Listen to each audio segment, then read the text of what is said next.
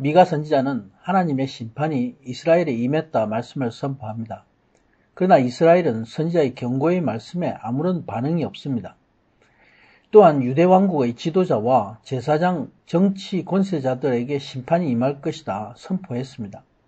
저들 세상에 취해서 타락하고 우상을 섬기는 부자들과 타락하고 패역한 지도자들에게 말씀을 너희가 들으라 외쳤습니다. 그러나 듣지 않는 저들을 향해서 너희가 임박한 하나님의 심판을 알라, 하나님의 긍휼을 구하라 말씀합니다. 저들 무감각한 저들을 향해서 선지자는 이 땅에 경건한 자가 없다 탄식합니다. 모든 백성들을 긍휼히 여겨주실 것을 선지자는 하나님께 기도하고 있습니다. 이런 심판에도 불구하고 하나님은 긍휼하심으로 저들에게 나아오심을 말씀합니다. 메시아를 보내줄 것이다. 이스라엘을 회복해 하실 것이다. 전했습니다. 이스라엘의 남은 자가 이스라엘 땅으로 돌아올 것이다. 하나님 나라의 회복이 이루어진다. 이렇게 가난하고 학대받는 유다의 백성들에게 미가 선지자는 하나님 나라의 소망을 전해 주었습니다. 선지자는 죄악이 만연한 이 세상을 향해서 하나님이 반드시 심판할 것이나 그러나 남은 자를 구원하시는 하나님을 찬양하고 있습니다. 미가 선지자는 남은 자를 통해서 이스라엘이 회복될 것을 말씀합니다. 14절에 주의 지팡이는 예수님이 목자장이 되셔서 하나님 나라의 백성으로 보호하시고 이끄시는 모습을 비유하고 있습니다. 살림에 홀로 거하는 기업의 때는 하나님이 특별히 택정하신 이스라엘 민족을 가리키고 있습니다. 여기에 높은 갈멜산의 삼림은 고난 중에 있는 이스라엘 백성의 피난처를 가리킵니다. 바산과 길르앗은 기름진 평원으로 가장 안전하고 좋은 목양지를 대표하는 곳입니다.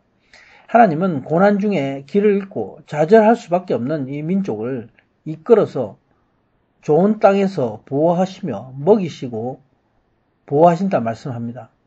저들을 하나님 나라의 기업으로 삼으신다 말씀하고 있습니다. 바로 이스라엘은 하나님이 먹이시는 양떼인 것입니다. 여기서 하나님의 기업은 무엇입니까? 이 기업의 본뜻은 계승받는 자, 친족의 법적인 자격을 말씀하고 있습니다. 곧 예수 그리스도를 통해서 하나님으로부터 전해받은 자녀의 특권입니다. 믿는 자는 하나님의 자녀가 되어서 이 기업을, 하늘의 기업을 거저 받은 자들인 것입니다. 이 기업을 받은 자는 예수 그리스도 안에 거하는 자입니다. 바로 하나님의 소유가 된 자입니다.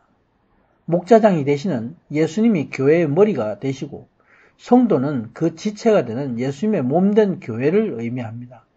하나님은 성령이 함께 하시는 몸된 교회를 통해서 하나님이 기뻐하시는 성령의 열매를 맺게 하시는 것입니다. 하나님은 마지막 때 어떻게 이스라엘을 회복시키시고 인도하실 것에 대한 말씀을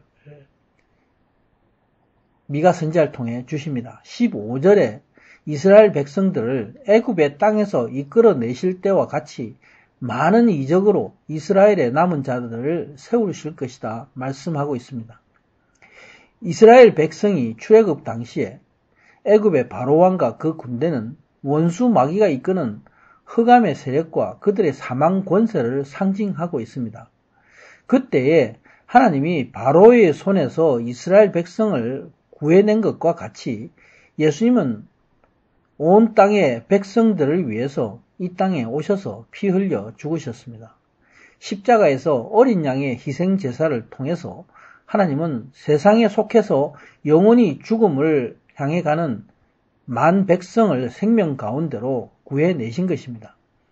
이제 성천하신 예수님은 다시 오십니다. 마지막 심판의 때에 만왕의 왕으로 다시 오셔서 믿는 자의 완전한 회복을 이루십니다. 그때에 각 사람이 주를 보고 애곡할 것입니다. 계시록 1장 7절의 말씀에 볼지어다 구름을 타고 오시리라.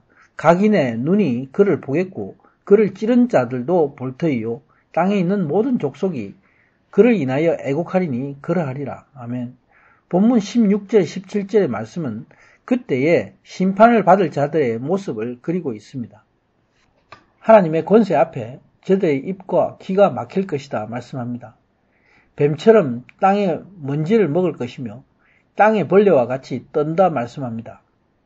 저들이 두려움으로 자기 구멍에서 나올 것이며 하나님 앞에 돌아와 두려움으로 설 것이다 말씀합니다.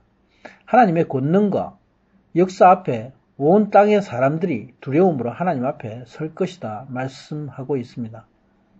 18절에 말씀합니다. 하나님은 그 진노를 오래 참으심으로 만 백성이 돌아오시기를 기다리십니다. 저들이 회개하고 돌아올 것을 기다리십니다. 하나님은 인애와 긍휼의 하나님이시기 때문에 또 불법을 예수 그리스도를 통해서 용서하시고 죄사함의 긍휼을 베풀어 주셨습니다. 이제 남은 자들을 사랑과 기쁨으로 하나님은 거두실 것입니다. 그때 하나님은 우리의 모든 죄를 깊은 바다에 던지시리라 말씀합니다. 하나님은 이스라엘의 남은 자를 회복시키시며 또 모든 죄악을 멸하십니다. 미가 선지자는 이와 같으신 하나님이 어디 계시냐 반문합니다. 하나님의 긍휼과 완전하신 사랑을 찬양하고 있습니다. 실로 하나님은 이스라엘 통해서 예수 그리스도를 이 땅에 보내주시고 세계 온 민족과 백성에게 죄사함의 은혜를 주시고 하나님 자녀되는 기업을 내려주셨습니다. 또한 이스라엘 열조와 맹세하신 대로 하나님은 그 언약을 지키신 것입니다. 야곱에게 하신 모든 약속을 성실하게 지키셨고 아브라함에게 긍휼과 사랑으로 은혜를 더하셨다 말씀합니다. 그리고 예수 그리스도를 보내주심으로 새 언약을 주시고 만 백성을 구원하는 은혜를 더하신 것입니다. 또 하나님은 이스라엘 민족에게 주신 언약을 따라서 저들에게 마지막 때 영광과 승리를 더하실 것입니다. 메시아가 통치하는 하나님의 나라가 이방인과 이스라엘을 통해서 온 땅에 이루어질 것입니다. 선지자는 이렇게 7장에서 구원하시는 하나님을 찬양하며 미가서의 결론을 맺고 있습니다. 아멘.